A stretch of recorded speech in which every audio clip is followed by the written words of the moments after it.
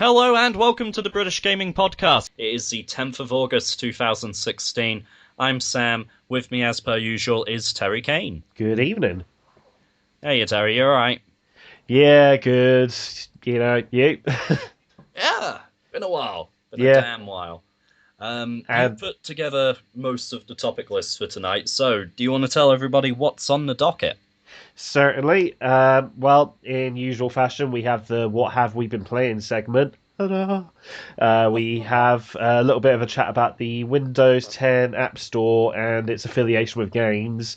So we want to discuss more in detail about Windows 10, Microsoft, and their position with Xbox One, and whether the Windows 10 App Store is doing an adequate job of competing with other PC system platforms. Distribution Yep. means I got the word eventually. We're going to talk about the Dead Rising re-release. Have a quick chat about what we think of Pokemon Go, and That could be a very quick chat. yeah. And as usual, to top it off, we'll have Sam's random question and some little bits and pieces in between. Okay, sounds good. So I'm actually going to start with the random question, if that's all right with you, just to spring it on you. So we have had, during the past couple of days, a hashtag trending on Twitter that I caught and participated in. There's actually been quite a few interesting ones. Oddly enough, it wasn't a fellow gamer, it was a fellow indie comic artist who was tweeting about it that actually made me aware of it. So it's basically hashtag 7favgames. I'm just going to make sure that is the actual hashtag. Give me 2 seconds while I just... It's either hashtag 7favgames or hashtag 7favoritegames. No, it is fave. Fave. I just double checked it. Oh, Um, so it was, Vince Hunt, the artist behind Red Mask from Mars. He put his out there. And his word, if I click on, because I replied directly to him, so that should bring those up. Yeah. So he cheated a little. He put Mass Effect Trilogy. Well, to me, that's 3 games. You can't do that. You got to pick one, and we all know the one you should pick is Mass Effect 2. I'm He surprised then you. went with I'm surprised you said that. I mean, I agree with Mass Effect 2, but I thought you preferred number one. No, I got through the hardest difficulty in one really cheaply. There was a skill that basically gave you a bullet soaking shield, and the you could set it up so that the cooldown on that skill was actually shorter than the duration of the skill. So as soon as it ran out, you could just fire it back up again, and Oh, then the game became really easy. Mass I Effect see. 2 didn't have that skill, so Bit more balanced. yeah. And also I think the theme of Mass Effect 2, it was like the Empire Strikes Back of Mass Effect.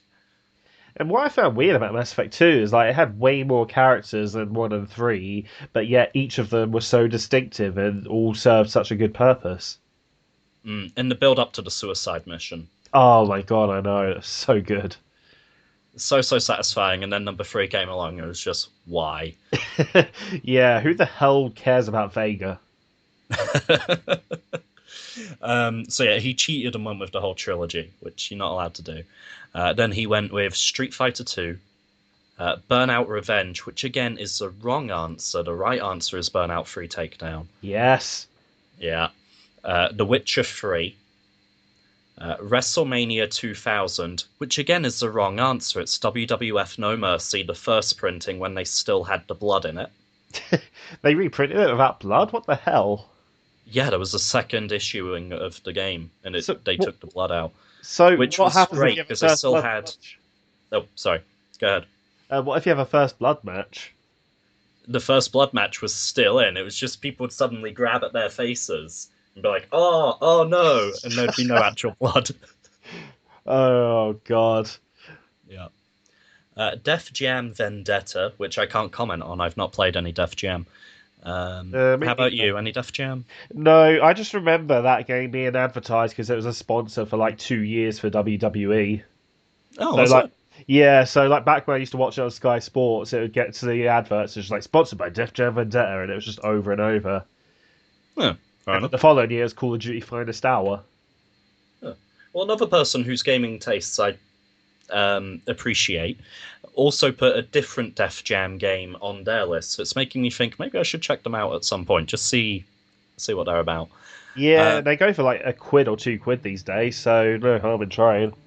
I've already got 108 PS2 games last time I counted. What's two more? Yeah. Make it an even 110.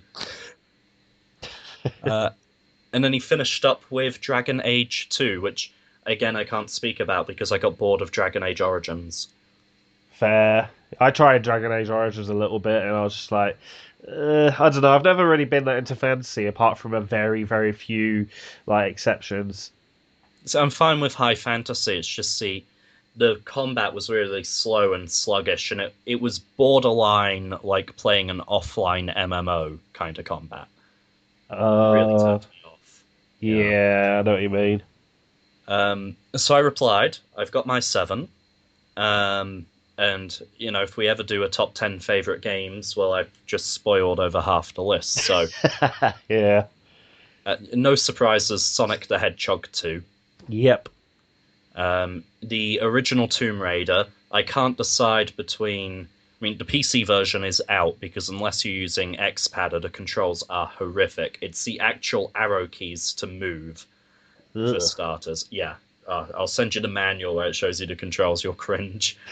Uh, but between the Saturn version and the PlayStation version, like the PlayStation version is the version I play now for convenience, but the Saturn version is the version I grew up with, so I can't decide which version of the game I prefer. Okay. Um, Final Fantasy IX. Any other answer is wrong. Burnout 3 Takedown. Metal Gear Solid. And that was a tricky one. Like, I was originally going to put Metal Gear Solid 2, and then I realized the only reason I wanted to put Metal Gear Solid 2 was because of the orchestral main theme, the thing that could make someone who's very anti-war like me actually probably sign up to go to war. It's that good a piece of music. I know what you mean. I hear it playing, and I'm just like, don't salute, don't salute. You just want to stand bolt upright and Yeah. single tear rolls down your cheek. Then I thought maybe three, but three, the original release had the really wonky camera, and it was only Subsistence and the HD re-release where they fixed the camera, so I disqualified it. Five I considered because it's got the best gameplay. It has. I can, five is the most playable out of them, and I can go back and just do side missions for the hell of it. But I can't ignore that it's incomplete and the drama between Kojima and Konami. So it had to come back to the original. Don't even consider four, huh? No, I didn't consider four. Four is pure, unadulterated fan service, and I think four, if you take it in isolation, doesn't work. Four only works in context with the rest. True, but this list is a list of favorite games, not like list of, what you think is the best in the series.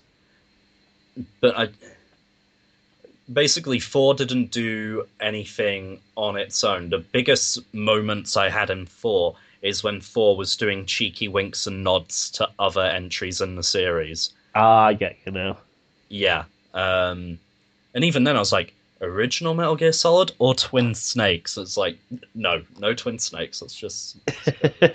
Well, yeah, if you're going to disqualify Metal Gear Solid 3 Subsistence, then you can't really put in Twin Snakes. True. So number six was Ratchet and Clank: A Crack in Time. And Ratchet and Clank have an excellent library of games, ignoring All for One, and a few choice other ones that were a bit crap. So picking one Ratchet and Clank game was extremely difficult. And number seven was Streets of Rage 2. Oh, God, Streets of Rage 2.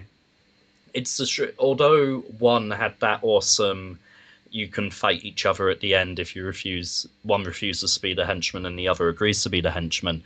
When I have memories or flashbacks of Streets of Rage, or when I think of that series, the little sort of video clip I see playing in my brain is always from Streets of Rage 2. Oddly Yeah. enough, it's always of Max, and I never played as Max. I think it's because Max he's pretty much only in Streets of Rage 2. So that's why he was new to that game. So I think of him. Yeah, and with the whole playing against each other thing, they added a dual mode to number two anyway. Oh yes, they did. That was amazing, especially the pirate ship level for that. It's like all those times of, hey, you hit me, now I'm going to hit you back. Hey, you hit me back too hard, now I'm going to hit you back. They decided, hey, just give people a fight mode. Or just randomly grabbing people from behind so that the bad guys could bash on them. Oh, man. So you know what's coming. You've heard Vince Hunt's list. You've heard my list. It is time for yours. 7 games. Go. Oh, jeez. Okay. Sonic 3 and Knuckles. I don't know if that's a cheat because that was originally intended as one game, but it was released as two. I know, sneaky, huh? I'm going There, to let you have it on technicality. there was actually a time where Sonic CD topped the list, but it hasn't lasted. No, Sonic CD. Oh, I'm going to get in trouble for saying this. Sonic CD gets a little bit more praise than it deserves. Like, it's a good Sonic game. It's certainly better than Sonic 1, but it's no Yeah. Sonic 2, and it's certainly no Sonic 3 and Knuckles. Well, see, for me, the thing was Sonic CD. I didn't have a Mega CD growing up, so it wasn't until like the mid 2000s when I played it, and it felt like I was just playing like a missing piece. Like, oh, another classic Sonic game that I never got to experience, and it's like a whole new experience for me. So I was in that kind of frame of mind. I'm guessing Gems Collection? Yeah, Yeah, same. and It even was, then, it was with the American soundtrack, which wasn't as good. no, I didn't find a Mega CD and a copy of the original disc until I was in my 20s. It was early 20s. I couldn't pin it to a year. But we're a good, sort of 10 years out from when it released by that point. So I know what you mean. Yeah, I mean, at one point I had that as well, but then I was just like, I have no way, I have no space to like have that big chunky Mega CD unit, and like the two chunky power adapters just takes up most of a six strip. Oh, I got the Mega CD2. So it's not the big chunky one that sits underneath, it's the smaller one that sits to the side. But the power supply units, yes. You cannot get another plug-in next to one of them. See, I had the one to the side, and I still found that pretty chunky. Really? Yeah, I had the Mega CD too. But then, I guess in general, and this is not a dig, this is just general facts of life. I do currently have more space than you, so it's not Well, a yeah, that it's is not a true. concern. It can sit on a shelf and be plugged in when I want to play it, and then go back to the shelf when I'm not playing it. Yeah, well, the thing is, like, I could store it away and then get it out, but it's just like, I don't like having things in storage. But anyway, that's a boring tangent. I'm gonna go back to games. Yeah, sure. So um, number two. shoot, number two. Okay, this one I was torn between two of them. I'm gonna go with Crash Bandicoot 3. I was torn Hey, between that and two. it's Erdogan too. Yeah, well, two is the first one I played, and in a way, I guess it's slightly more nostalgic. But three, I just put way more time into, probably partially due to the time trial relics. I prefer the warp rooms in two. Yeah, I found it a bit weird, like having that flat one. Although two threw me off. Like the first month I had it, I just could not work out what the hell to do after I beat level 5.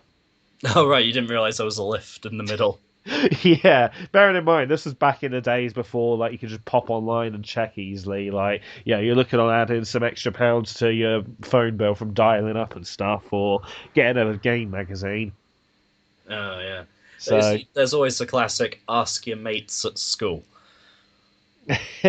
yeah, a lot of them, like some of them had N64s, and the others, like they didn't really have platformers. They were more into sort of their driving games and their FIFA and stuff. Oh god, I just remembered where you grew up. Yeah, they were more interested in Switchblades than Crash Bandicoot.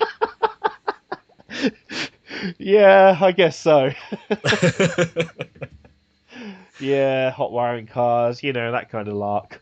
Yeah, you're there going, oh, Twisted Metal's all right, isn't it? It's a good bit of fantasy, and your mate's like, fantasy? We were out doing that last night. It's an ice cream truck on fire. It's great. Uh, And then no, you moved. yeah, no, actually, no. One of my mates, he was more into like Future Cop LAPD, that kind of thing.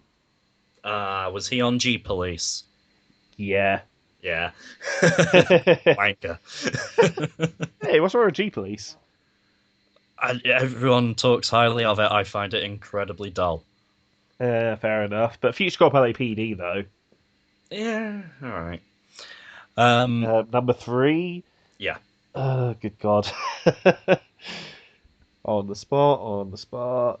You had I, the readout of two lists to think about it. yeah, I'm gonna go with Half Life Two Okay. because that's probably like that was what the first well one of the first games I played through when I first got into PC game, and I was all about consoles up until like 2005, and it was like a new release. Funnily enough, I got Half Life 2 just to get Counter Strike Source because that was the only way you could get CS Source at the time was to buy Half Life 2, and Oh, was this back when it was still an unofficial mod? no, it was no, it was just that it was Because half. Counter Strike, yeah, I don't know my Valve history or my PC history very well, but Counter Strike was a mod originally, wasn't it? Counter Strike, the original Counter Strike was a mod for Half Life 1 unofficially, and then officially. But Counter Strike Source was always an official Half Life 2 mod, as far as I'm aware. Oh, okay. But So by that point, Valve had already taken them under their wing and gone, "You guys are all right by us." yeah, Yeah. but like Half Life 2 was the first game that required Steam, and Counter Strike Source came with the Half Life 2 code, and that was the only way to get Counter Strike Source because they hadn't sorted out their store yet. All Steam was just DRM at the time. So this is sort of like buying Zone of the Enders just for the Metal Gear Solid 2 demo. Pretty much, yeah. Although I did get a hell of a lot of hours out of Counter Strike Source, but I don't know. I just can't go back and play it. Whereas Half Life Two, different story. I can go through that a lot. See, I disagree. I missed the boat on Half Life and Half Life 2. I didn't get a gaming PC until well after the fact, and I've tried to go back to them. Can't do it. Yeah, that's the thing. Like I've said to you before, with the Half Life games, they kind of set the standard for a lot of kind of tropes and mechanics in games nowadays. So they're kind of standardized now. So if you go back to them, it's a lot of stuff that you kind of seen before. Oh, It's yeah, we were talking about this during our Mega Man discussion, weren't we? Yeah, Yeah. exactly. So it's that's the thing with those games. Like if you haven't played them already, then you're probably not going to get much out of them. Whereas like if you played them new at the time, then they were amazing at the time. Just to clarify for those who may be confused by my comment, we were having a chat on Facebook a few days ago about the Mega Man X collection on PlayStation 2, and I was saying I wasn't going to import a US copy of it because when I had Mega Man X on the Super Nintendo, I sold it again with my Super Nintendo because I'd sort of missed that boat and all of the innovations and impressive things that it had done at the time, which I still respect, had sort of just become the norm by the time I got round to it. So it didn't feel quite so special. Sometimes if you miss something, you've just plain missed it. Yeah, that is definitely very much true. I mean, there are some Super Nintendo games I'd go back and play now, but like I wouldn't get a SNES to do them because, like Chrono Trigger, I've got on DS. I can get Super Mario World on And the Virtual DS Console. re-release has more content anyway. Yeah, exactly. And they added the cutscenes from the PS1 version, which is a pretty nice touch. Yeah, true. Oh, So that's Half Life 2.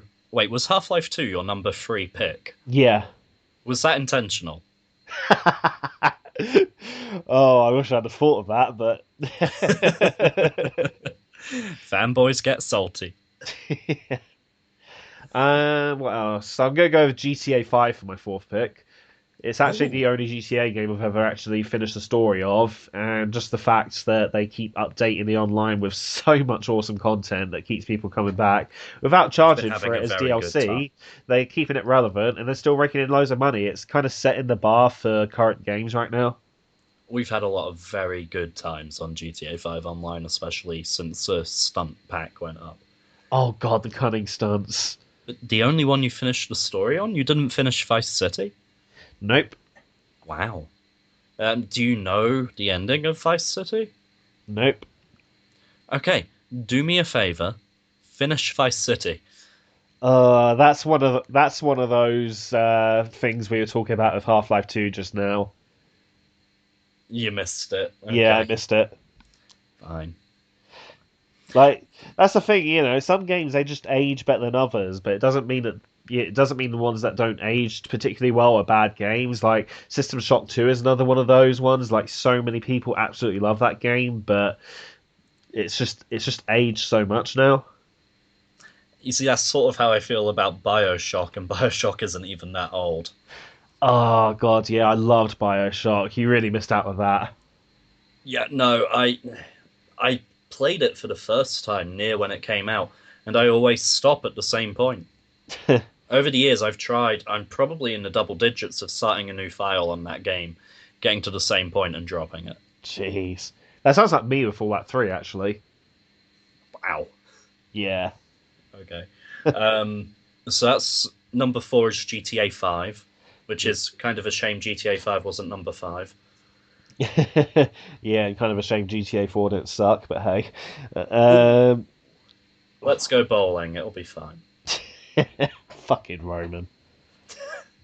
It's funny, one of the characters in my comics, his dialogue. A friend originally, there's an alien in the comic I just put out in Unfamiliar Skies, and he speaks English. And originally he was fluent until a friend of mine, the same Vince Hunt, whose list I read a moment ago, mentioned that this wouldn't be his first language. Why would he be fluent? It should be broken English. And if I every time I was struggling to revise that alien's dialogue, I just thought of Roman from GTA 4, and suddenly it was fine. I knew what to write. But now that the book's finished and in my hands, every time I read it, I read that character in Roman's voice. Nice. Yeah. Sorry, completely hijacked that. What is your number five? That was actually quite handy. It gave me a moment to think, oh, what am I going to choose next? So feel free to do that between choices. Number I will five. plug my comic away like anything. um, Pre-orders now available.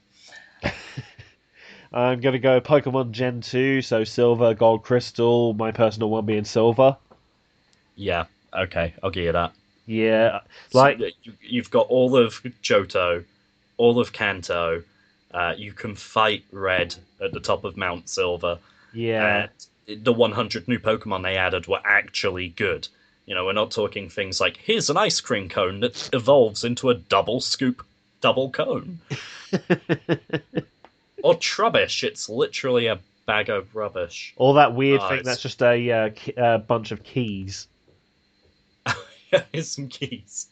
Isn't there one that's just a sword with eyes? Yeah, and it evolves into like two swords with like a shield, I think. Because Ash, Okay, it's like the Magneton of that generation. kind of, Ash actually has to fight it in the Kalos League. Bloody hell. Yeah, although I'm just gonna mention, like, I've been watching the Kalos League religiously to the point where, like, I'll look on websites like YouTube and wherever else just to find really bad, like, fan subs, and just so I can watch them as quick as possible. I've been Wasn't hooked there on a this series. particularly bad one that you came across which decided to give subtitles to the Pokemon? Oh yeah, and there was a bit where Halucha was just like posing, and subtitles says "For Mexico." That's not the worst one. Oh You no, know that's not the that's not the worst one I'm one. thinking of. No, this Come one's on. not safe for work. Basically, Pancham and Chespin were basically bickering and fighting all episode, and after a little scuffle, Chespin's pointing at Pancham saying, "He almost raped me." Okay, that was not the one I was thinking of, but What was the one you sure. were thinking of? It was the one was just the one you sent me a screenshot. It's just oh shit. Oh right, yeah, Uh, yeah. I think rape is worse than oh shit. just Pokemon clearly about to be attacked, and the subtitle going, ah shit. Tickled me. There was one I like don't know that. the name of the Pokemon because I lose track of Pokemon after Gen 2. Yeah, same. Actually, I've been Yeah. keeping track of a few Gen 3 ones because I've got Pokemon Alpha Sapphire, and I never played through the Gen 3 like when it was new, and that's actually one I don't mind going back to. Okay. But then turn-based RPGs can age pretty well, to be fair. Yeah, even Final Fantasy VII with its weird chibi block men. I don't know. It kind of has a charm to me because it's like a weird transitional period between the sprites and the 3D models. It's like Final Fantasy's puberty. That's why it's so angsty. No, that's the problem. We're so angsty and emotive, and it's a really serious story. But I look like something out of the manga Magical Girl Pretty Sammy. Someone's going to comment saying Tenchi reference. You're right. Oh dear. Pokemon Silver. Yeah. So some people are going to be like, "Oh, why did you choose Gen 2 and not Gen 1?" For one, Gen 2 is a hell of a lot more balanced. Like Psychic types were stupidly OP in Gen 1, won't you agree? Yeah, I would also agree that Articuno was ridiculous in Gen 1. Articuno could take out anything. Oh Jesus, yeah. And And we Articuno with Blizzard. Yeah, and weirdly with Gen 1 as well, like fire types were weak against ice types. Yeah, funny how that worked. Yeah. So I suppose the ice would melt into water, which they are weak to, so in a weird way it makes sense. yeah, or maybe their ice attacks were just so strong that it was just like freeze the fire ones in place, like that episode where Charizard got frozen by the Poliwrath. I'm going to assume that was an episode. My memory of Pokemon. There's how many hundred episodes of the anime? This was an Orange Islands episode, dude. Oh yeah, fuck the Orange Islands. Well, I liked them. Tracy's an annoying little Oh bitch. yeah, Tracy can suck a dick, but apart Yeah. from him, And there was no actual battles. It was like, hi, person who looks like Lorelei, sounds like Lorelei, has similar Pokemon to Lorelei, but apparently isn't Lorelei of the Elite Four. Yeah, we'll have a race on the backs of surfing Pokemon instead of a battle. Fuck that. Next. yeah, and there was also the guy in the final battle who kind of seemed like Lance, had a Dragonite but wasn't Lance. Yeah. It's like, are these the Elite Four or aren't they? So yeah, And no, the Elite fuck Four them. are canon in the anime because they meet Bruno. Isn't I might be thinking of a different continuity, but there's a continuity where Bruno is the trainer in the opening match. In the I opening think it might be match. the anime because you see his silhouette and what comes out as an Onyx. Well, there is an episode where they meet Bruno himself, who has an Onyx, and Brox is just like basically fangirling. Oh. I might be thinking of one of the manga actually. So there's been like Possibly. 20 Pokemon mangas. And it's like the Yeah, same deal, watching a match from a tournament on TV, and I'm sure it's a silhouette of what's clearly Bruno, uh, yeah. and an Onyx that comes out. But Kalos League, like, Ash has actually been competent. It's weird. It's like he's been taking advice from Red. Well, this is like his seventh league or so. You would hope he'd started learning. Yeah, that's true. Although the last couple, I think, of leagues, he's been thinking, maybe I should actually let my Pokemon evolve. Oh, right. Okay, evolution's on the table now. Right, that's Yeah, a start. and there's this weird kind of storyline with him and Greninja that have this alternative to Mega Evolution where like they kind of fuse their souls or something. It's kind of weird. Okay, yeah, lost my interest at that point. I don't know. It's kind of like a sort of Dragon Ball like power up. It feels very shonen. Yeah, again, completely lost me at that point.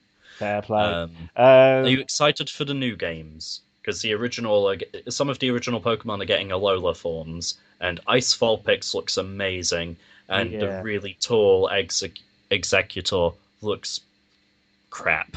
it looks Absolutely hilarious. It's crap. so derpy. Like I Is it feel your Pokemon? you. Uh, I promise not to be a dick, and now I'm being a dick.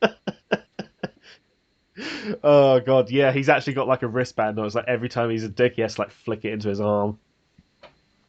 Oh yeah, crap. Ow. um, yeah, and that Executor, it's like they're trolling or something. Like they gave it dragon typing. Yeah, okay, don't understand that. Yeah, Um, It's weird. The other day I saw this image and it was like a tree house and Dragonite was just like poking its head out one of the window holes, like saying, "Sorry, only dragons allowed." With Charizard just outside looking sad that he can't come in. Executor poking its head out the other window. So Executor gets to be a dragon, and Charizard remains fire flying. Yeah, although Charizard does go Fire Dragon when it Mega Evolves into the Pokemon X Mega Evolution. Okay, that's just fucked up. Yeah. Yeah. Anyway, so that's pick number five. Got two more to go, and we're already about half an hour in. Oh, Jesus. Um, okay, off the top of my head, just to wrap this up, I'm going to agree with your pick of Final Fantasy 9. Good man. And Faith be strong. and I'm going to go with Metal Gear Solid 3. I respect your wrong opinion. Well, Metal Gear Solid 1 laid out a really good framework. I feel like 3 built on it very well. Like the whole camo system I really liked. I liked the fact that I actually kind of liked the lack of a radar. It made it feel very sort of more intense.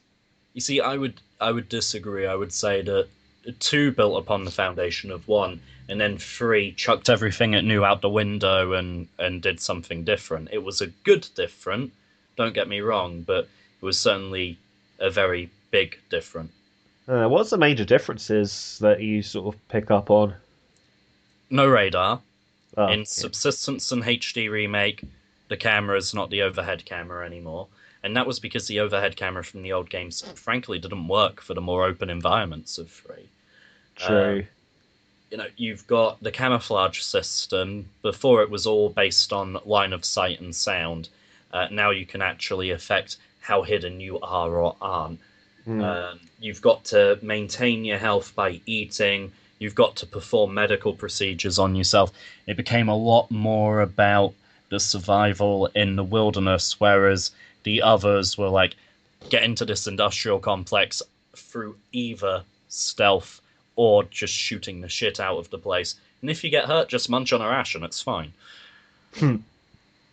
It's the first two could be a bit more gung ho, and I also felt that the ridiculous factor was a little bit higher in the first two as well, and that's both in the plot and the gameplay elements. Mm.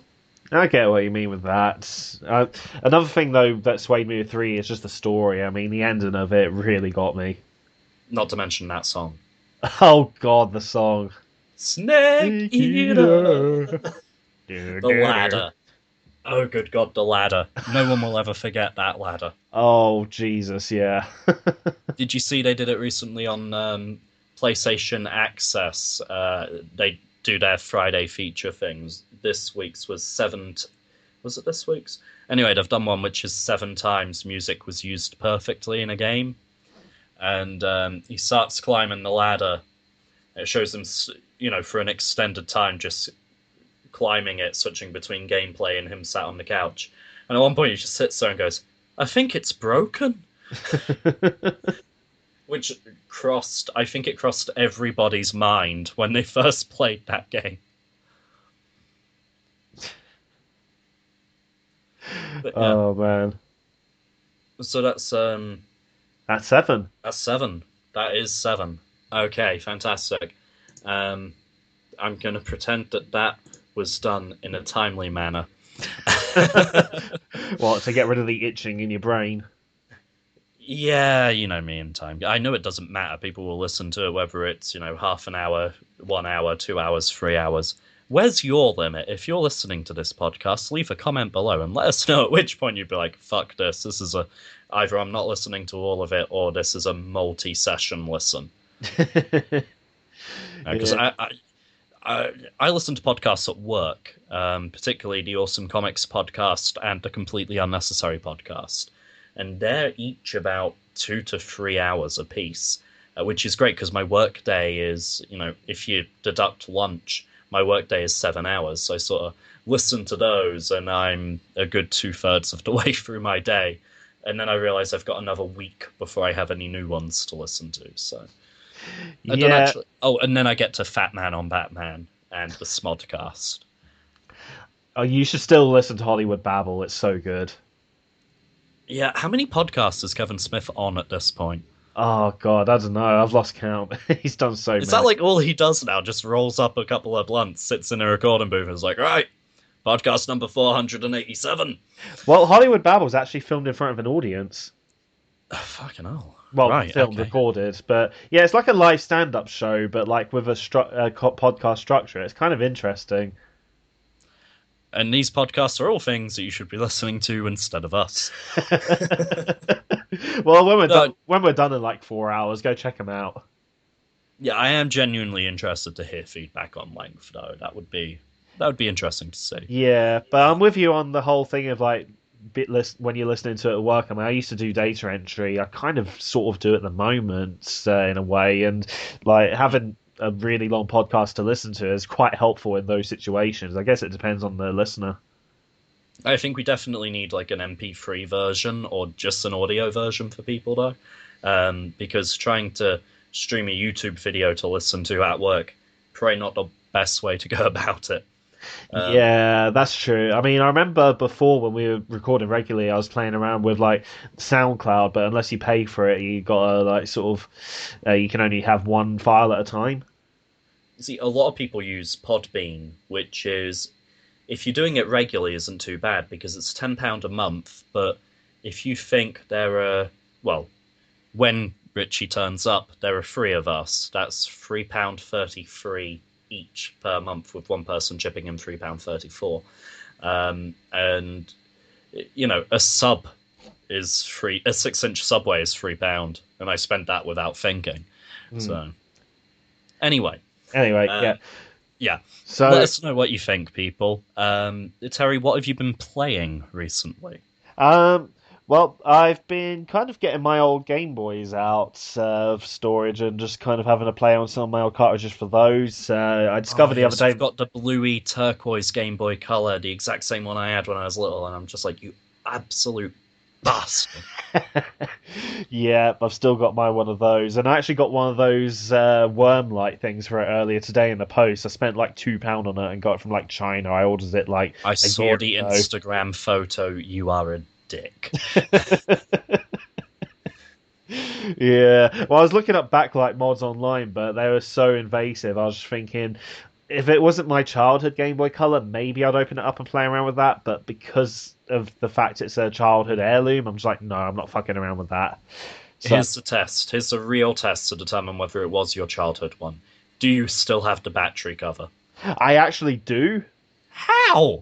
I don't know, and this is coming from me who like I've got my old yellow brick Game Boy here from childhood, and you know the magnet, not the magnet, the magnifier cover thing that Hmm, goes in front. I tore that off, okay. but I've Because like actually people actually make businesses on eBay out of 3D printing those battery covers. they should. Because my parents got sick of buying batteries, so they bought me one of those rechargeable packs. And it was this big, bulky black thing. Actually, you had like the width of the Game Boy Color, then you had that width again for this battery pack, which meant that the battery cover and the rechargeable battery pack obviously couldn't be on at the same time. And this rechargeable battery pack never came off the Game Boy Color for more than a charge up overnight. Yeah. So that's how 90% of people I know lost their Game Boy Color battery covers. Huh. Yeah, I really don't know how mine survived, to be honest. You just kept paying for batteries like a chump, didn't you? No, that's the thing. I had this rechargeable battery pack, but it just kind of stayed on and it had a little thing to just kind of plug into it. It just stuck out a bit. So my battery cover was just like put away and I didn't sort of keep taking it off and on. So you put the battery cover away like the rest of us, but the key difference is you remembered where it was slash your parents didn't throw it out. Well, eventually the battery cover thing, the rechargeable battery thing just ends up not working anymore. But by that point, I had a Game Boy Advance, so I put the old battery cover back on the color and then just put that away. Problem solved. Yeah, and I had I, I had a black original Game Boy Advance, but then that still had the backlight issue, and eventually I got an SP. I was like, yay, I can see. I'll tell you the other one people struggled with is people who had old Game Boy Colors. and they put them away with the battery pack on. Mm. That wasn't the problem. The battery pack is still there. The problem is that they left some batteries in there. Oh no. Yeah, so when they pull it out of the drawer 10 plus years later, the batteries have leaked and corroded the contacts. That's a common one for killing people's Game Boy Colors. Oh, I'm so glad that never happened to me. But Yeah, can you imagine the rage? the sadness. I think rage, then sadness. Yeah. But no, I've still got all three of my original Game Boys. I had an original, and then I really wanted Right. a Game Boy camera for Christmas one year, and it was the same price to get a Game Boy Pocket with a Game Boy camera as it was to get the camera on its own. Like when a printer runs out of ink. Pretty much, yeah. Yeah. So I've got a red Game Boy Pocket, still with this the original slipcase it came with, and the yellow brick Game Boy, the Game Boy Color, and recently I got a Game Boy Advance SP again, but it's a tribal one. It's not like the blue one I had years back. So I've actually ordered I a new have the shell for blue it. one. I've ordered a blue shell off eBay, so I'm going to fit that onto it when it arrives. So when you said you've ordered a blue shell off of eBay, I just imagined one from Mario Kart nuking your house. I think the special edition of Mario Kart 8 actually had a blue shell statue. Wasn't there a version that had the trophies as well? Like you could get one with the Fire Flower Cup and stuff. I don't know. That's Yeah. news to me. Anyway, so that's you've been on the Game Boy binge. Yeah, I mean, the other week I got Pokemon Pinball for £1, so I've been playing that quite a bit. Utter bust. Yeah, and Pokemon Silver, the battery was buggered, soldered a new one in, and that was the first time I'd actually ever like soldered something myself, so I was quite proud of myself. Nice, nice. Yeah, and I've still got my Pokemon Blue card, so I played a bit of that, and Super Mario Land 2, which is a really underrated little game. Yeah, fighting Wario as a bad guy is always good. Yeah, that was weird. How so? I don't know. I I don't know. Well, I guess at the time it wasn't weird, but it's weird now because like Wario just seems so silly. I mean, I guess at the time he was formidable when I was younger, but like now because of WarioWare, you just don't see him that way. No, no, I get what you mean. Your perception of him's irreversibly changed. Yeah. Yeah. So Oh, the other thing I've been playing as well, I got Mad Max for £4.44 for Steam, and so far I'm loving it.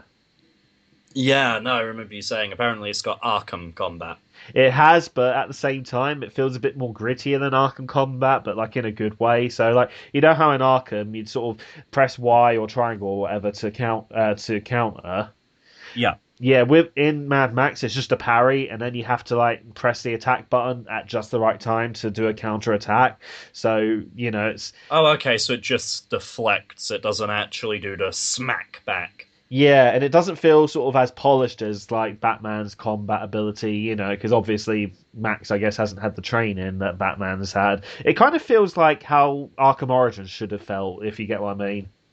Bit more rough and ready. Exactly. Yeah. So yeah, I've been enjoying that, and the vehicle driving, it feels kind of weird, but you're driving around on sand in the desert, so it feels how it's meant to.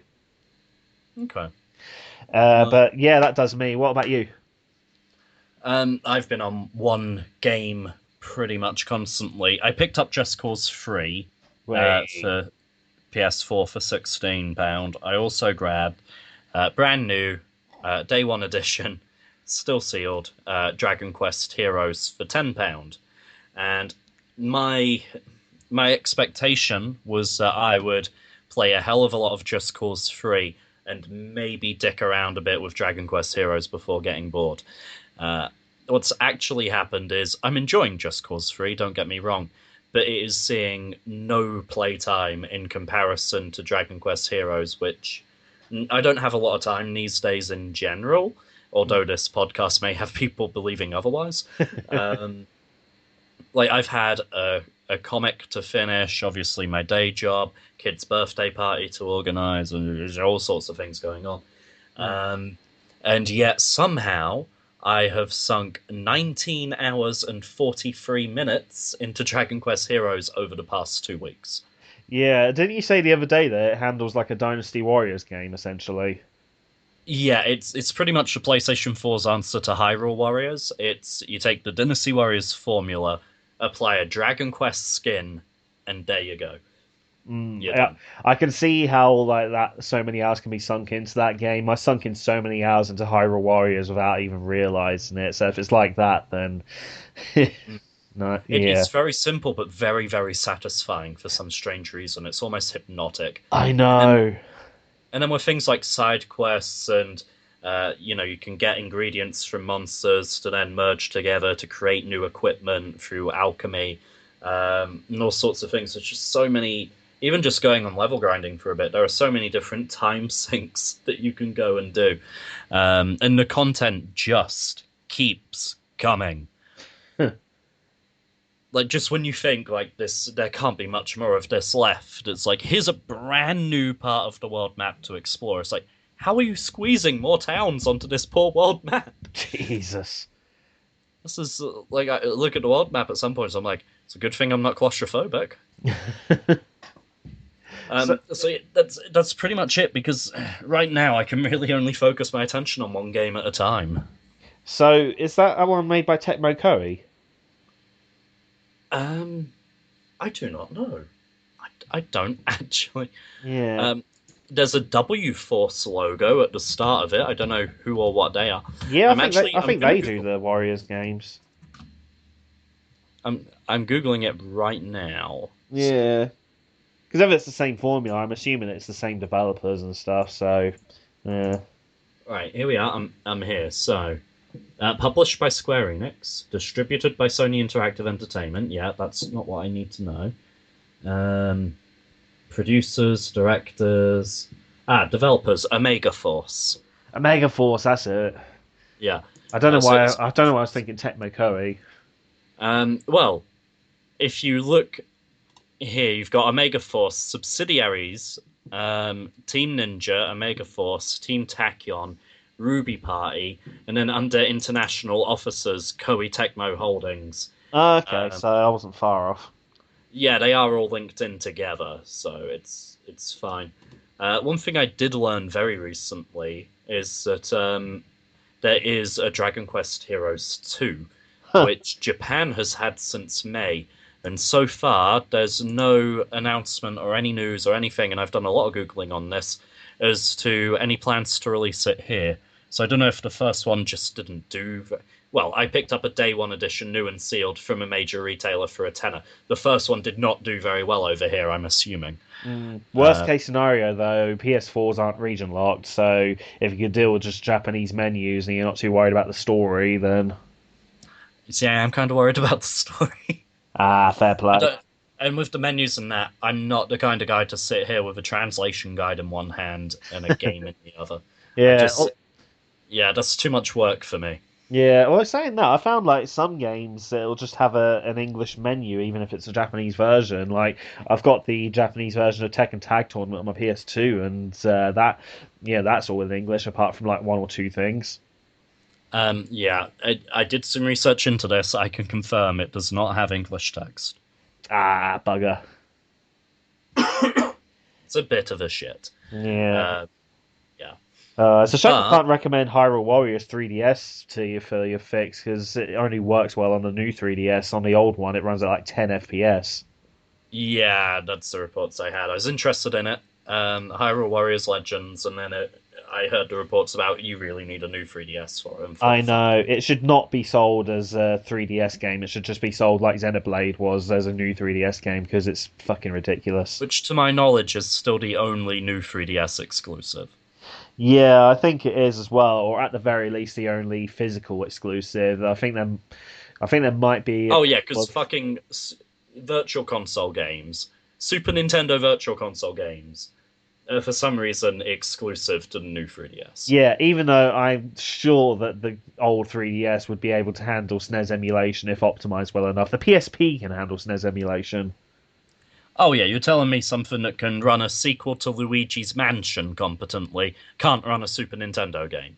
Yeah, I mean, I can understand in some instances, like Star Fox, for instance, where it's got the Super FX chip and things like that. But like Super Mario World, there's no excuse for that. There really isn't. It's a damn shame. They're just trying to get you to plunk up for it. But on the topic of importing games and potentially importing Dragon Quest Heroes 2, there is one game that I will be importing within the next month. And that is the re release of Dead Rising 1.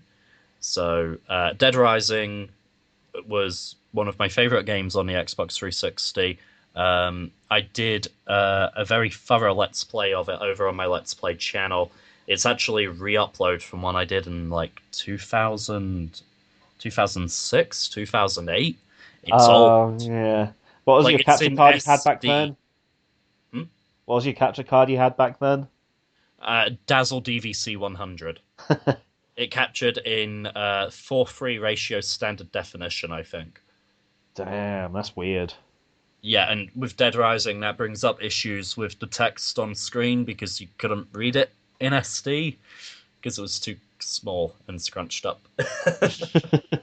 um, but when I sold my Xbox 360, which is a story we've covered numerous times, Dead Rising is one of the few games I truly missed, and I was annoyed that I could get Dead Rising 2 on the PS3, but not Dead Rising 1. Mm. So along comes the news that for the 10th anniversary of Dead Rising, and Christ, yeah, it's been 10 years. So it probably was 2006 that I recorded that Let's Play, if it's the 10-year anniversary and we're 2016 now. Yeah. I'm just feeling incredibly old, is the problem. Um, so Dead Rising is coming to PlayStation 4 in 1080p 60. Woohoo! There's no news on whether they fixed things like the broken AI, but I'm not sure that I want them to fix it, if that Mm. makes sense. Yeah, it's one of those things where it's kind of it's got a charm to it. It's part of the game, and if they fuck with it, then is it still the same game? It's Yeah. probably an improved version of the game, but it's not the same game. Yeah, I think with that kind of thing, like I'd always sort of veer on the side of if you want to put a changed version, put that as an additional mode, like an additional option, like classic, updated kind of thing. Agreed. That's probably the best way to handle it because although it's quirky and clunky and unintuitive and very old school in a lot of the things it does, I sort of love those things about the original Dead Rising, and it annoys me that later Dead Risings are easier, watered down, and nowhere near as strict. Mm, Everyone else loves those changes, but they bug the shit out of me. yeah, see, I never really played much Dead Rising. Like by the time the first one caught my attention, number two is already out, and I was like, well, they're not like strictly tied to each other storyline wise as far as I knew at the time. So I grabbed two, and it Well, was it there's a was all right. continuity. Yeah, There is a continuity, but if you jump into two without one, you'll be fine. yeah. It's not a big deal. Um, but one was a unique beast. I don't think any of the sequels captured on the magic of it, and it's coming out on September 13th. It's going to be 15.99 in Europe. That's in pound GBP, and it's going to be 19.99 US dollars in the US. Now, Europe is not getting a physical release. We're getting digital only, and we can get stuffed if we don't like it. America is getting a physical retail release. So I have been on the American Amazon and pre-ordered a physical disc copy because I want that remake on disc. I'm not remake re-release. They haven't remade it, so I want that re-release on disc. There are no questions asked. I'm not sure why they would do it without a disc in the EU. What also puzzles me, Mm. and this is kind of weird, Microsoft with their Windows 10 store have been quite protective over their Xbox One timed exclusives, haven't they? They've been Rise of the Tomb Raider, to my understanding, is on the Windows 10 store, but nowhere near Steam. No, no, no. That's Rise of the Tomb Raider actually came to Steam at the same time. Did Quant it? Quantum Break, however, was a different story. Ah, so Quantum Break is Windows 10 store only, and everything else can get stuffed. Yeah, Yeah. until recently. News report today. News report today. Yeah. So basically, Quantum Break was originally Xbox One slash Windows 10 App Store exclusive, Yeah. and I'm thinking it's probably due to the fact that people really, really don't want to use the Windows 10 App Store because their releases have just been really broken as hell and their prices are just not very good. Hmm. They're now bringing it to Steam and they're also releasing a physical collector's edition where the code is for Steam. Interesting, because I noticed these Dead Rising re-releases. You can pre-order them on Steam, and I sort of had to look twice because I was like, I'm sure they were doing this whole proprietary Windows 10 App Store only bullshit with a lot of their Xbox titles. So that struck me as weird. But now that you've said that about Quantum Break, it doesn't Yeah. strike me as weird. Well, It with tells Dead me there's no reason to buy an Xbox One. Well, with Dead Rising 3, that went to Steam before Microsoft started the whole Windows 10 App Store game initiative thing. So that's why that's on Steam and got a physical release as well, which I'm assuming there's going to be a Steam code in there. Um, but then from then on, it's games like, for example, Forza Horizon 3. That's going to be coming to the Windows 10 App Store exclusively, and like, that's proper Microsoft territory. That's like Uncharted, Sony. You know what I mean? So I can't see that coming to Steam anytime soon. But who knows? That might change. Sorry, your roots shone through a little there. You know what I mean? Brilliantly twangy. uh, No, so they are still cherry picking certain things, and they're still yeah, saying but for I think certain things this is ours. I think like what Quantum Break proves is that I think it's a sign of things to come where they're just going to give up again, like they did with games for Windows Live, because that was a flop as well. Oh god, yeah. And it was annoying when all the saves and everything migrated to Steam. It was like, my save data, no. Exactly.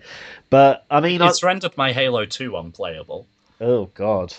Yeah, that's fun. I could probably there's probably some kind of exploit or something out there, but I mean, eh. the Windows 10 App Store games, they're not ported to PC through the traditional means of porting a PC game. It's through something called the Universal Windows Platform. So apparently I don't know the technical side completely. All I know is apparently it just makes it a hell of a lot easier to port over to PC, which is bringing games over to PC that previously would not have been ported over from Xbox because Okay. of the So hassle of it, the cost and the time and all that stuff. And it's also so that Microsoft can still kind of make sure they get in there with their money out of out of the sales.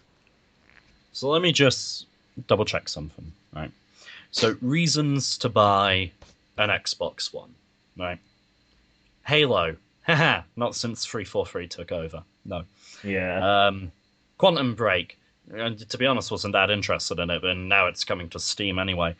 Um, Rise of the Tomb Raider. Oh wait, timed exclusive. PS4 is getting it with all the DLC in like a couple of weeks. And on Uh, top of that, it's on Steam as well already, and the Steam version is fine. Don't get the Windows 10 App Store version. Good God, it's hot. oh yeah, I've been warned. Trust Yeah. me, I've been warned.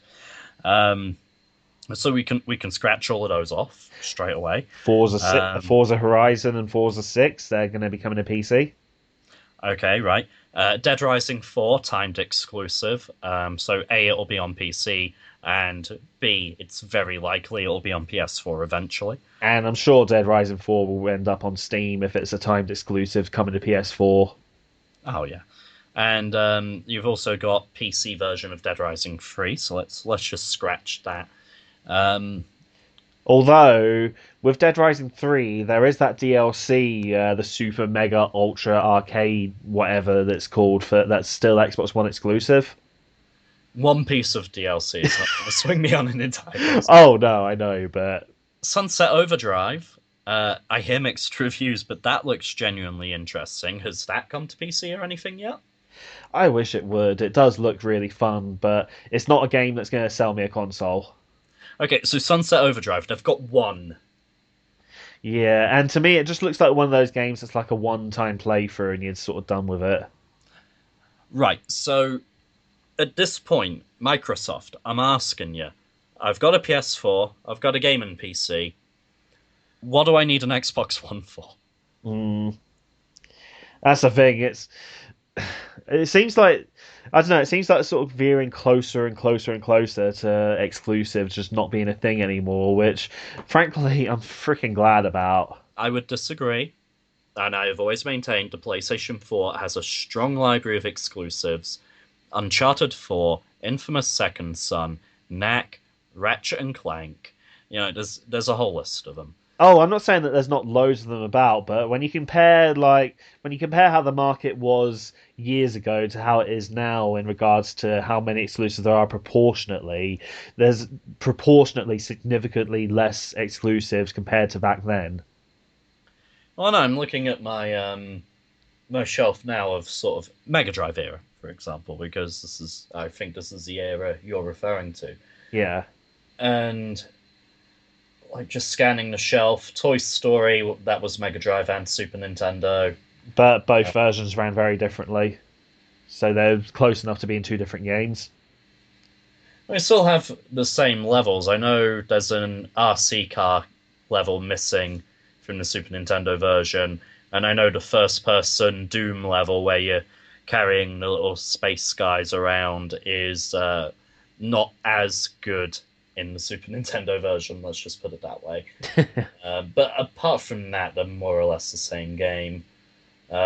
You've got, I'm just glancing here. So Mickey Mania, it's multi-platform. McDonald's Global Gladiators, pretty sure multi-platform. Um, I'm not saying there wasn't plenty of multi-platform games around then as well, but I just think proportionally back then there were more exclusives, and now we're sort of seeing less and less now. on that note, Pagemaster falls into that category. Damn fine game. Damn fine game. Oh yeah, You got oddities like Sparkster, where there was a Sparkster on the Super Nintendo, but it was an entirely different game. yeah.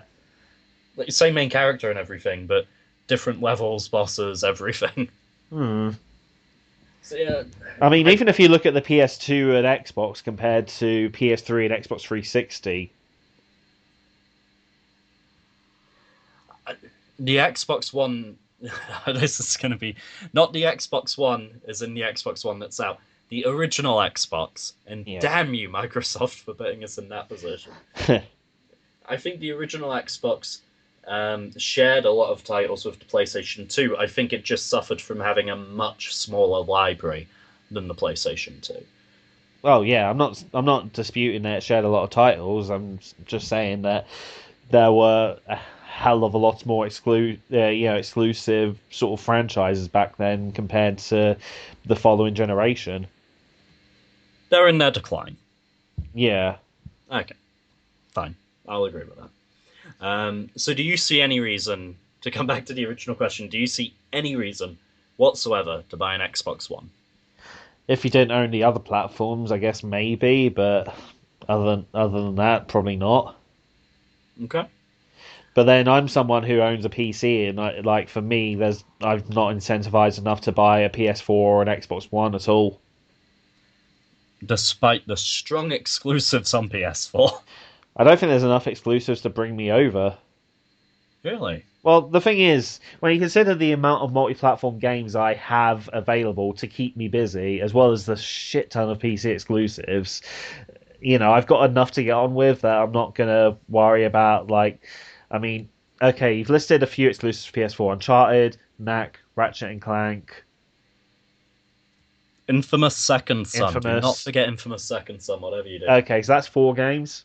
Killzone Shadowfall. Okay, five. Yeah. Um, I've got a whole bunch of these answers. It's just, I can't think off the top of my head now. It's horrible.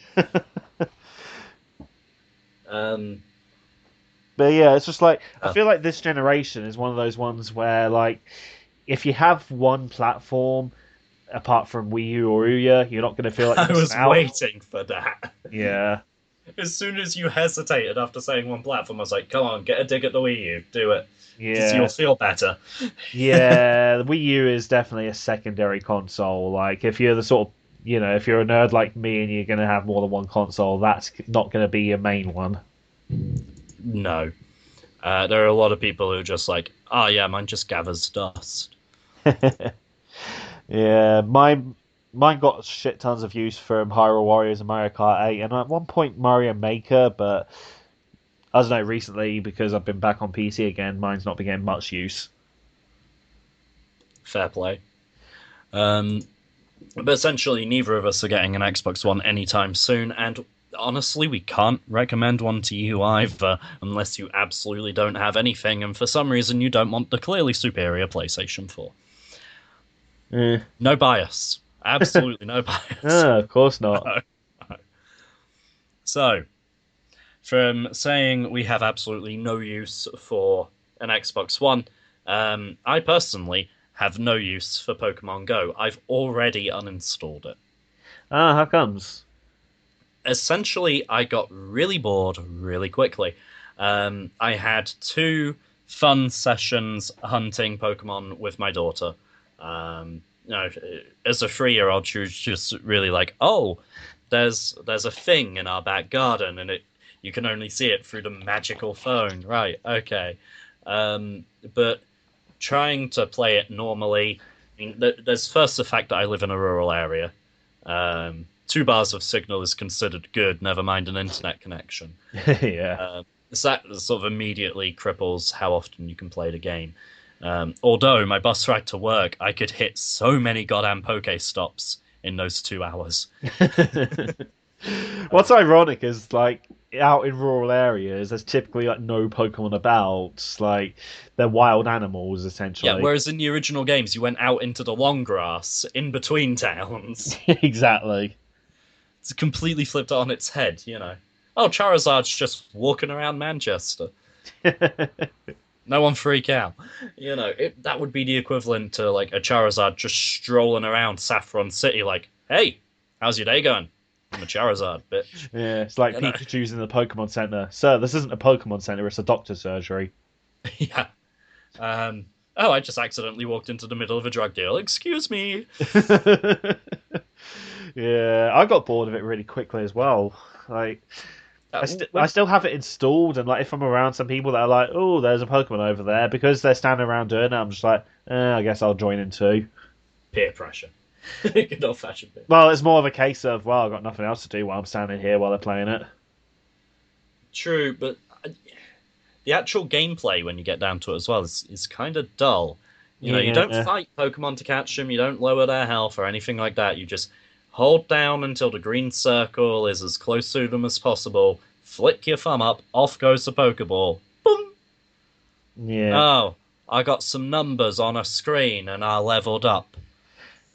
You know, I'm not going to get into the gyms and such. I can't get territorial about gyms. We have one gym in our village, which nobody has taken or claimed because no one can get a goddamn internet signal outside of it. You cannot be physically close enough to the gym to activate it and have an internet signal, and you require both to be true to be able to take the gym. Wow. So it's just sat empty, and no one can do anything about it. It's retard. No, I'm not going to use that word. It's stupid. Yeah. I get frustrated if I'm out with a group of people and we're walking somewhere and then suddenly everyone stops and like I have to stop as well. It's like I want to just keep moving and like it's one of those things where it's like the itch in my brain like just starts happening. I get annoyed when I'm walking up the street behind a group of people I don't know or have any affections for, and they stop and block the entire goddamn pavement.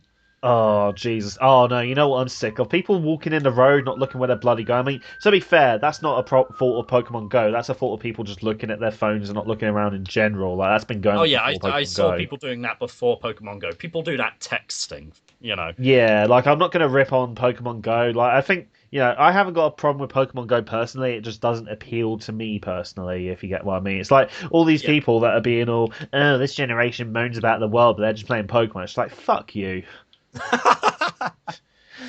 yeah, fucking over I entitled get that baby boomers.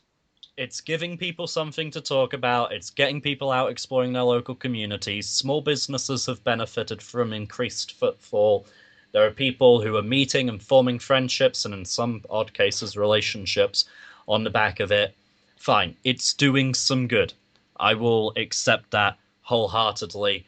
I don't like the game personally. I find it boring, and I don't like how inconsiderate some players of the game are. Yeah. Um, like, there are also, stories like that guy whose house used to be a church, so it ended up becoming a gym, and Oh people God. just turning up at his house all hours of the night. The video of the group of people at a law party, trying to catch Pokemon because people were activating laws left, right, and center, and there's a fire truck that can't get through this swab of people, and like the sirens are on, and no one's freaking reacting because they're trying to catch Pokemon. Fucking move! There's a fire. And one thing that made me laugh is people were already getting tattoos of like Team Mystic logo and Team Valor logo and stuff. Oh, the amount of bootleg fucking t-shirts I've seen on my Facebook feed.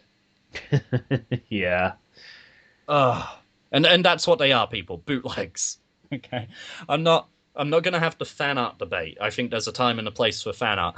This is not fan art. This is taking the logo as it is in the game and in the game's promotional material, making a fucking vector of it, slapping that vector lazily onto a print on demand t-shirt service, and then selling it to you for a profit. Mm, That's bootlegging. yeah. I'll agree with you on that definitely. And Yeah. like and like, I'm one of the most like liberal sort of people when it comes to that debate that you can find, but I'm not going to disagree with that point at all. Yeah, like if someone comes to me and says, "Oh, there's this really cool Sonic T-shirt. It's like Sonic in one of Robotnik's Eggmobiles, and it says like 'Keep cool' at the bottom." It's not an official Sega product. It is on one of those print-on-demand services. They don't have permissions or licenses, but it's really cool, and Sega don't offer anything similar themselves. There's a debate to be had there. I mean, as far as the law is concerned, they're still on the wrong side. As far as the argument they're providing a service that the official company aren't, that enters a bit of a grey area, and I will potentially debate that. I personally, I used to do fan art at conventions and such, fan art prints, that kind of thing, but I made the decision to stop doing that, not based on sales or legality so much as um, people were buying that over my original work, and I had to question whether people were buying it because they recognized the characters on it, or whether they were buying it because they liked my art. And I've got to say, since I went original work only, I'm seeing a lot more return customers and a lot more people who are becoming fans of me and not just, buying a print of fucking Sonic or Pikachu and disappearing, never to be heard of again. And the thing as well is it must feel so much more satisfying to sell Oh, something so much. original. Ah, it's like coming. It's so good. Lovely. And you call me crude. Yeah, it's when someone buys your original work, especially repeat customers who I recognize who like they liked your last comic, they want your new original comic. Feels so damn good. I can only imagine. So make something, make something and sell it. Bankrupt yourself in the process. It's great. Trust me. uh, Hashtag please buy my comic. Whereas in my case, I was just like, hey, I'll get a master's and get a loan. So if anyone wants to send me money for no reason, I haven't got anything to sell, but give me money. I have crippling student debts. Please help. You know what? People have actually successfully raised GoFundMe pages for that shit. It's like, no, Really? this isn't what GoFundMe is for. Hey, it could be worse. There was this guy called Tom something in Norwich who started an Indiegogo thing for people to give him money to go on dates. Oh, for fuck's sake. And it was a case of like if you pledged like a grand to him, he'd take you to Paris. Yeah, that's not creepy. Yeah, Not creepy at all. he was a total hipster douche, and he's from Norwich as well. Ugh. Ugh. But If then, anyone wants to know where Terry lives, there you go. but then he ends up being all, oh, it's a social experiment. Yeah, of course it was. Yeah. Yeah, that seems to be the thing at the moment online. It's just like it's not pranks anymore; it's social experiments where it's just actually no, you're just being a cunt and you're trying to get away with it. A prank is pulling a trick on a close friend where nobody gets hurt and everybody can see the funny side, not fucking with strangers in the street.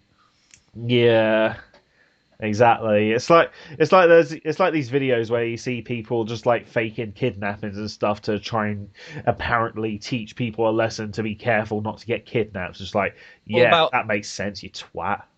about a month or two ago, there were the guys who were running a prank YouTube channel in Britain who got arrested and sent down. Yeah. Oh God. What was it? They faked a heist in an art gallery or something. Jeez. Oh, that reminds me. You remember that guy that basically posted a thing online saying, "Oh, I'm going to go paintball the Pokemon Go players out in the street." He got To get back arrested. on topic of Pokemon Go, yes, he got fucking arrested. It was beautiful. Did I? I think I sent you a link to that, and then you replied saying, "Already seen it." Genius. Yeah. Oh Jesus. Yeah. Yeah. But no, that's the thing. It's like, yeah, we've moaned a little bit about Pokemon Go, but on the flip side, it's like all these people that are basically being all, I can't believe you're playing Pokemon Go. It's just like, fuck you. You know, you do shit that's probably lame as well. Just get over yourself. You've, I'm sure you have a hobby. It's like the It's I it's shared. I'm sure I shared it with you. There was a comic recently that I shared around a couple of friends. Where it was this guy going up to other people in the room, being like, "Oh, you read comics? It must be nice to have all that free time." Oh, what's that? A video game? Yes, I suppose you need to exist in a fantasy world because you can't make your real world fulfilling. And yeah. like just going out all these different people. And then at the end of the comics, it shows him sat in a single square room, completely grey walls, no wallpaper, no paint, no TV, not even a goddamn light bulb. And he's just sat in a plain wooden chair going, I am so mature.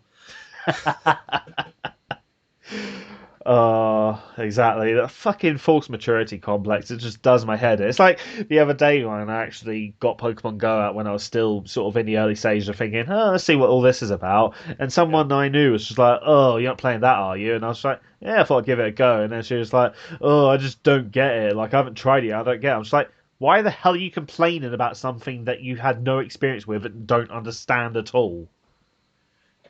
I don't get it. Well, you've not tried it. So that's problem number one. I'm just gonna put that out there. You know? Yeah. It's just like it's just like it's so often just older people that let's face it probably spend their evenings watching Gogglebox and Big Brother and shit like that. I did quite like. Oh yeah, Pokemon Go is no worse than keeping up with the goddamn Kardashians. Uh, Exactly. the one that went viral on Facebook just near where Pokemon Go came out is this guy saying, "So two kids knock on my door, and they ask if they can come in my back garden because apparently there's a Pikachu there." Oh, I know So this one. I I looked down into the eyes of these two kids, and I could see staring back at me my young, hopeful, optimistic 12-year-old self. I shut the door on them, ran into the back garden. Long story short, I now have a Pikachu. Mm. Like, bravo. Oh dear. Um, in regards to content, like one thing I noticed is that they've got second gen typings like Magnemite is part steel, so as opposed to just electric. So it's evident that they're going to be putting in like the second gen, third gen, probably just sort of oh, they can bit by just bit. keep going, and I mean, they were right to start with the first gen because that's one everybody recognizes and everyone can relate to. But yeah, they've got Exactly. so much that they can keep adding to the game for longevity that they'll be good for a while. Yeah, Uh, even people that started with Pokemon X and Y can recognize first gen because so many of first gen were in that game. well, it's not had this kind of media saturation since that first generation. Anyone can recognize a goddamn Squirtle. Yeah, I know. This fan is probably about as big as the cards. Oh god, don't get me started on the goddamn cards. Yeah. Um, although what was hilarious, I mean, the cards have gone back up again. Charizards are on the rise and such. Yeah. But the stock of Nintendo went through the roof. It increased by 50 goddamn percent, which is almost unprecedented. Until everyone realized that Nintendo didn't actually make Pokemon Go. At which point the stock, and then they released their profit warning. They didn't do as well as they'd hoped to do in the last financial quarter, and the stock plummeted again. So for a Oh. glorious moment, if you had Nintendo stock, sell, sell, sell. And after the last generation they've had with the Wii U, which has been lackluster, like I mean, I'd like the games for it, but I mean, commercially speaking, from a business standpoint, they've not done well with it. Like Yeah, I they mean, really could have used that boost. I struggle to think of anyone who has one outside of you. Yeah, the only people I can really think of is one friend of mine who her controller for it broke, and she's just really not been bothered about like the Wii U at all. Like, so it's not been fixed yet. So yeah, it goes to show how enjoyable it's been for her. And I guess outside of that, probably people I see posting on Street Pass on Facebook. Yeah, it's certainly not a top 10 console. Speaking of top tens, we just want to make a little announcement while we can. We are doing something of shared top tens. So the idea is that me, Terry, and Richie, who is participating and is actually doing it and will have it out on time and won't miss it like he does the podcast. Are you listening, Richie? Because I'm telling you this directly. Um, we're picking one topic each month, and then each of us are going off separately, and we're making a top 10 on that topic. Now the idea is Hold on, we're we doing this monthly? yeah, I didn't sign up for that. Oh God, pressure. I'm kidding. I'm I can kidding. pull up the Facebook chat where we say once a month, so it's monthly. And this is why I said, like, oh, I'll start us off with the first topic and then we can rotate for other months. um so the first topic is top 10 villains. So the idea is we go off, we make our top 10 lists about top 10 villains.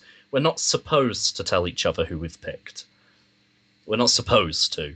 I mean, I have Yeah, told Terry who I picked, but the list has changed since then. yeah. Likewise with mine. Um, so yeah, it should be fun just to see where there's crossover, where there's differences of opinion. I'm looking forward to seeing, like, watching Terry's or Richie's and being like, "Oh God, yeah, that guy. How did I not think of them?"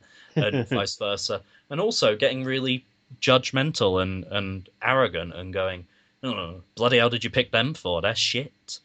Um, I think, the plan was, we mentioned doing like a mini cast where we just talk about each other's picks and the reasons behind it. So the top 10 videos will each go up on our own separate channels, and I believe those are due to go up on Monday, the 22nd of August. At least that's the deadline we set, pretty sure. And so then the mini cast, I guess, would be in the week following that.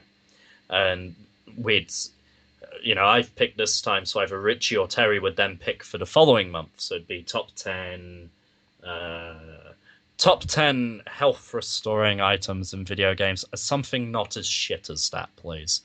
Oh good Something. God, that just no.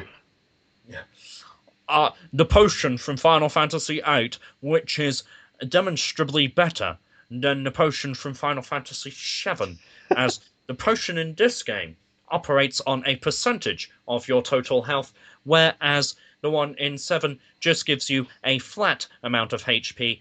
Ergo, the potion in 8 continues to be useful throughout the remainder of the game and continues to be relevant and worthy of a purchase, whereas the potion in 7 gets to a point where it is redundant because the amount of HP it restores is entirely negligible. Just a disclaimer, I have no fucking idea how much HP any potions restore in Final Fantasy games, and I have no idea if it's a set amount or a percentage. I would assume a set amount. I'm just trying to pluck an example from the top of my head. Oh yeah. Or there's the health machines on the wall of Half-Life, just because they make that satisfying beeping sound. Okay, good. You're making it sound like we could actually do a top 10 on that. Oh God. Yeah, I'm actually thinking, what the hell else? There's rations. The Medipacks from Tomb Raider, Um, always quite fond of them.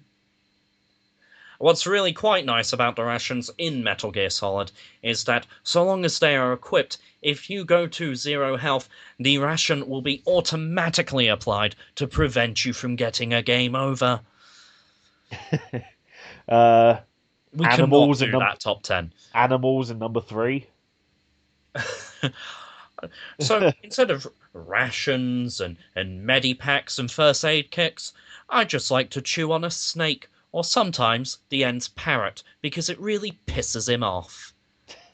I don't know why I'm putting that voice on. Oh, Chansey's egg. Terry, we are not doing a top 10 on health items. We just got to 5 then. Buying a can of Coke in Shenmue, I quite liked the added realism. Oh yeah, you can get fresh water in Pokemon. Uh, So we got to 7 now. you know your world is fucked up when a magical healing potion for your Pokemon costs $20, but a lemonade is $100. No, it's so it's the top 10 on villains. It's going up on the 22nd of August. There'll be one on my channel, one on Terry's channel, one on Richie's channel. We'll probably put an announcement video up here to let you know that they're live, assuming everyone makes the deadline, including you, Richie. I'm watching you. And then we'll probably do a mini cast to talk about each other's picks and reveal what the next month's topic is, which, for the fact that you turned up for the podcast, Terry, I'm giving you next month's pick, not Richie. If Richie wants his month's pick, he can turn up. All right. So potions. Fuck you, not potions. Oh, good God, no. You don't have to give me an answer now. Just think about what you want as the topic. Yeah, and let me know before the 22nd of August. Yeah. Yeah. I was thinking of announcing it after we've uploaded. Fair enough. That might be a good idea, actually. And then that way we stay focused on the current task at hand. True. Although it would be nice if I can finish this one to get an early start on the next one. Yeah. We'll talk about it off. The only thing is, I'm a student, so I'm used to doing things the night before the deadline. Do not do this the night before the deadline. I will be able to tell, and I will be disappointed. And disappointment is worse than anger. Parenting proves that. No, I've already got a good chunk of footage for like my top 3, so I'm alright so far. I've got like my first 7 recorded and my first 6 scripted. Yeesh. I'll get there. Be fine. At any rate, I think that brings us to the end of the show. Because we didn't have any fan questions this time around. To be fair, they didn't want to wait for like a year for us to answer. Yeah, the podcast is going to continue to be sporadic of the moment and as and when, because that's what we can manage. And I apologize if that's disappointing, but it's also tough. Before we close out, I would like to give a special thanks to Vince Hunt for his hashtag 7favegames. It's not his hashtag, but his list is the first I saw, and that alerted me to the hashtag. As well as, what else did he get a mention for? He's been mentioned again in this podcast. Oh, yeah, telling me to make my comic character sound like Roman from GTA 4. So thank you to Vince for both of those, and for continuing to host the Awesome Comics podcast, which gives me something to listen to on a Monday at work, and Mondays is where you really need the energy, so cheers. Also, a warning to Richie, buck your ideas up, mate. It's a better warning when I can actually say it in one take. Give Richie a break. Cool, you're coming down hard on him this week. Well, I usually come down hard on you, and you don't want me to come down hard on you anymore. So I've got to come down hard on someone. And to be fair, Richie's had more experience of that from me. So the sun shines out of his ass when he does what I want him to do. When he's not doing what I want him to do, then the sun does not shine out of his ass, and he will get no such adulation. Well, all right then. Anyone you want to give a shout out to before we close? Um, I get not really. I guess I don't know. Hi, anyone I know who may be listening. Good enough. I'll take it. Thanks for listening, people. This has been the British Gaming Podcast. Good night.